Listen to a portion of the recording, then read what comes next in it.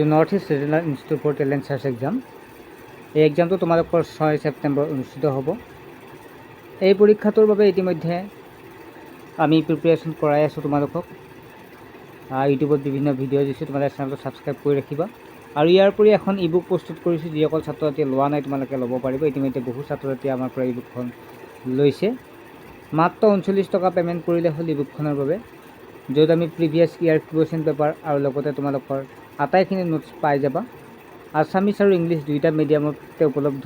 যিসকল ছাত্ৰ ছাত্ৰী ইচ্ছুক হয় তোমালোকে যিটো হোৱাটছএপ নম্বৰ দেখা পাইছা, মই হোৱাটছএপ নম্বৰটো তথাপিতো এবাৰ লিখি দিছোঁ, তোমালোকে হেৰি কৰিবা 9394628219 এই নাম্বাৰটো SMS কৰি তোমালোকে জইন হ'ব পাৰিবা।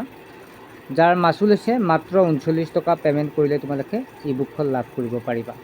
যিসকল ছাত্ৰ ইচ্ছুক হয় হোৱাটছএপ নম্বৰত SMS কৰিলে হ'ল।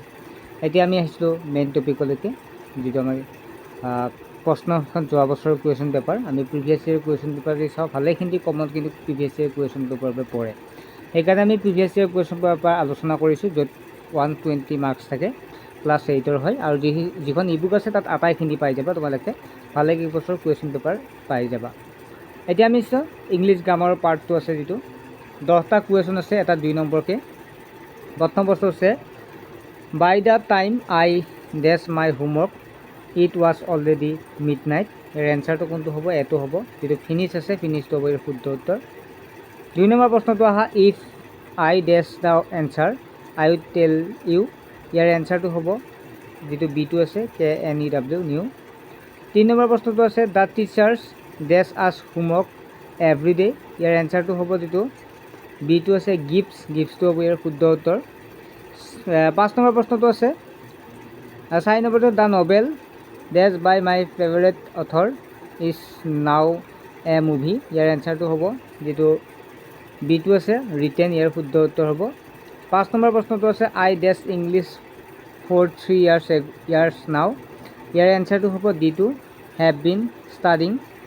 6 নম্বৰ প্ৰশ্নটো আছে if it does we will cancel the picnic. ইয়াৰ এনচাৰটো হ'ব যিটো এটো আছে ৰেঞ্জ, ৰেঞ্জটো হ'ব শুদ্ধ উত্তৰ। তাৰপিছত 7 নম্বৰ প্ৰশ্নটো আছে my mom does dinner when I got home. ইয়াৰ এনচাৰটো আছে চিটো ইজ কুকিং হ'ব। 8 নম্বৰ প্ৰশ্নটো আছে if I does to win the lottery I would buy a house. ইয়াৰ এনচাৰটো হ'ব উইনটো হ'ব এটো।